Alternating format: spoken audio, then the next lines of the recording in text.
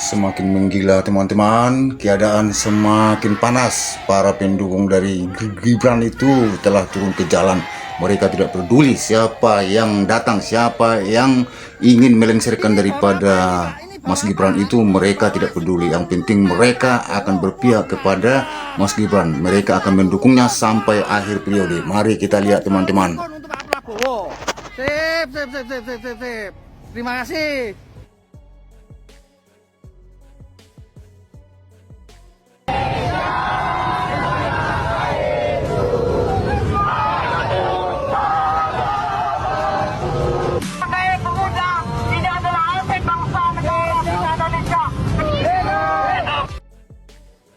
Ini para sebagian pendukung Gibran, ini hanya sebagian, sudah mulai menyuarakan pendapatnya.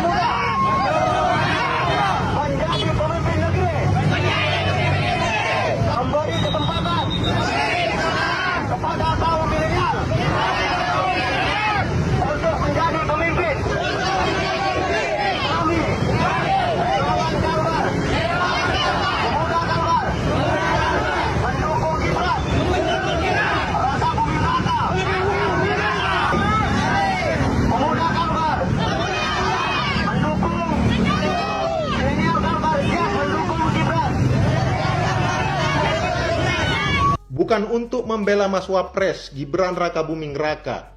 Saya tidak kenal beliau, saya tidak ada kepentingan sama beliau. Tapi sebagai bagian dari bangsa ini, saya harus sampaikan pendapat bahwasanya permintaan Forum Purnawirawan TNI untuk mengganti wakil presiden ini perlu ditinjau secara kritis, baik dari sudut pandang hukum, logika politik maupun teori demokrasi yang kita anut. Dalam sistem demokrasi konstitusional seperti Indonesia, legitimasi seorang pejabat publik termasuk wakil presiden ditentukan melalui proses pemilu yang sah dan sesuai dengan aturan hukum yang berlaku. Dalam hal ini, Mas Gibran telah melalui proses tersebut dan dinyatakan sah oleh Mahkamah Konstitusi, lembaga tertinggi yang berwenang menafsirkan konstitusi. Secara teori, demokrasi bertumpu pada prinsip kedaulatan rakyat, di mana keputusan mayoritas melalui pemilu harus dihormati sebagai wujud kehendak rakyat. Menggugat legitimasi ini tanpa dasar... Sangat benar itu kawan. Itu adalah sudah resmi dan sah menurut undang-undang di negara kita ini. Jadi tidak ada alasan dari pihak manapun untuk melengsarkan dan mengganti dia, karena itu jelas-jelas resmi dan disetujui undang-undang yang ada di negara kita ini. Kesepakatan bersama yang diwujudkan melalui proses demokratis. Oleh karena itu, usulan mengganti wakil presiden di tengah jalan tanpa alasan yang jelas dan sah bertentangan dengan prinsip ini. Dari sisi hukum, pasal 7A Undang-Undang Dasar 1945 mengatur bahwa pemberhentian presiden dan wakil presiden hanya dapat dilakukan jika terbukti melakukan pelanggaran hukum berat, seperti pengkhianatan terhadap negara atau tindak pidana korupsi. Tanpa bukti yang memenuhi kriteria ini, permintaan untuk mengganti wakil presiden tidak memiliki dasar hukum yang kuat. Selain itu, pasal 22E Undang-Undang Dasar 1945 menegaskan bahwa pemilu adalah mekanisme utama untuk memilih dan mengganti pejabat publik, sehingga setiap upaya di luar mekanisme ini harus dianggap inkonstitusional. Dengan demikian, permintaan Forum Purnawirawan TNI tidak hanya lemah secara hukum, tetapi juga berpotensi merusak tatanan demokrasi dan stabilitas politik. Sebagai bangsa yang menjunjung tinggi prinsip demokrasi dan supremasi hukum, kita harus menolak segala upaya yang bertentangan dengan nilai-nilai tersebut. Stabilitas politik dan penghormatan terhadap proses demokrasi adalah fondasi utama untuk membangun Indonesia yang lebih maju dan inklusif. Forum Purnawirawan TNI itu mengusulkan agar Mas Gibran dimakzulkan. Kalau dari Partai Nasdem sendiri gimana? Ya sayang sekali, dengan seluruh penghormatan saya pada para senior, karena tidak ada skandal yang menjadi suatu hal tuntutan agar pemakzulan. Ya kalau nggak ada, ini kan satu pasangan paket. Kita telah menggerakkan pemilihan umum, pilpres, pileg, terpilih, mulai bekerja, Terlepas apakah itu ada output kinerjanya lemah, setengah lemah, kuat, itu masalah lain. Tapi meresolusi dengan menunjukkan menurut saya, sebenarnya izinkan saya menyatakan dengan segala penghormatan saya, kurang tepat.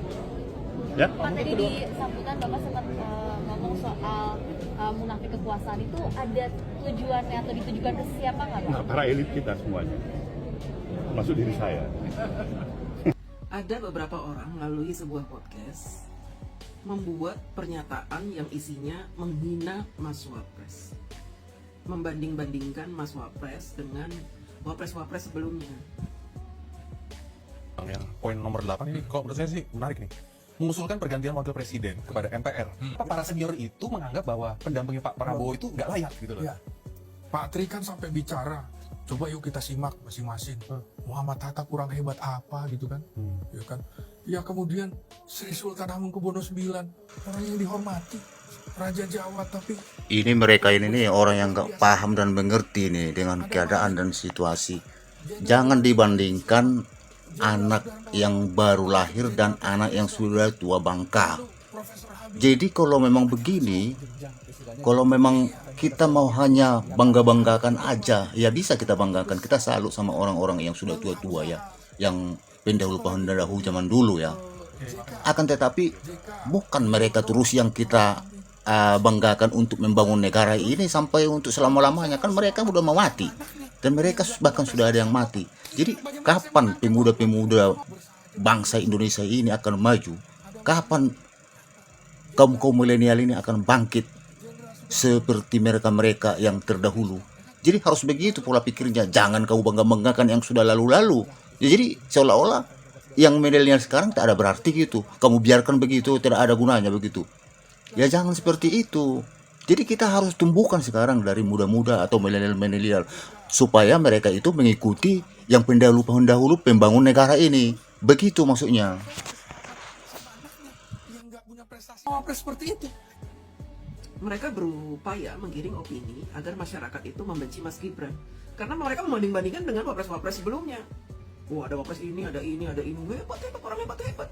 Yang sekarang kayak gitu. Nyenyek banget. Emang yang sekarang kenapa, Pak? Mas Gibran kenapa? Kenapa? Nggak sebanding dengan B.J. Habibie. Oh jelas, nggak sebanding.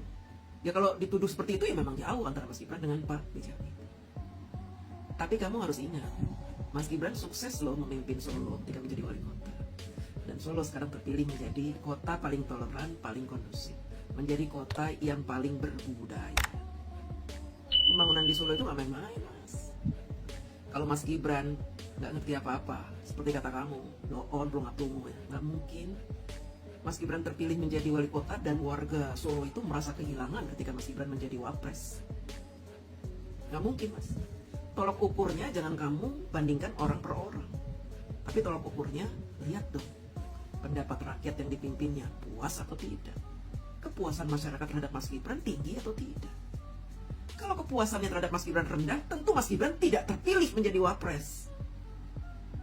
Sekarang ini kita tidak memilih orang pintar, Pak. Orang pintar banyak, orang cerdas, banyak orang cerdas.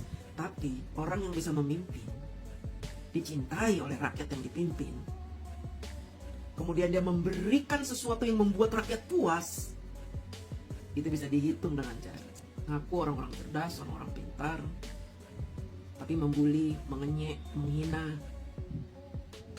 Benar sekali itu, Bu. Itu adalah jawaban yang paling menohok, Bu. Itu paling benar sekali itu. Kenyataan itu memang begitu, Bu. Mereka itu tak paham, tak mengerti.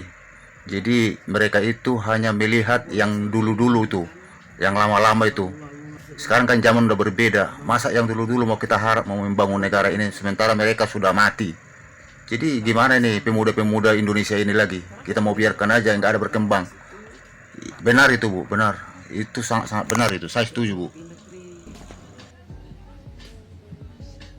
Jangan kamu banding-bandingin.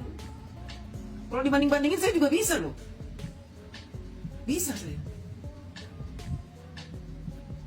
Saya tidak pernah melihat wapres-wapres kita itu kelihatan kerja. Iya, si Gibran kelihatan kerja karena dikamerain. Ini untuk membuktikan kepada rakyat yang memilih Mas Gibran bahwa Mas Gibran itu terpilih dan dia mau bekerja, mau bercapek-capekan. Gak cuma duduk doang, gak jelas kerjaannya apa. Tahu-tahu selesai masa jabatannya dan kita nggak tahu hasil karyanya apa. Seperti wapres-wapres yang lalu-lalu, hasil karyanya apa? Sudah membuat apa buat negeri ini? Rakyat ngelihat dia kerja nggak? Ujuk-ujuk sudah selesai, ujuk-ujuk jadi wapres, ujuk-ujuk kelar. Tahu-tahu dia menikmati pensiunan sebagai wapres sampai aki-aki, dijamin oleh negara, mendapat pengawalan, tapi nggak jelas kerjanya apa. Tidak pernah kelihatan dia membantu rakyat. Karena Mas Gibran disorot sama kamera. Lu emang kenapa kalau disorot?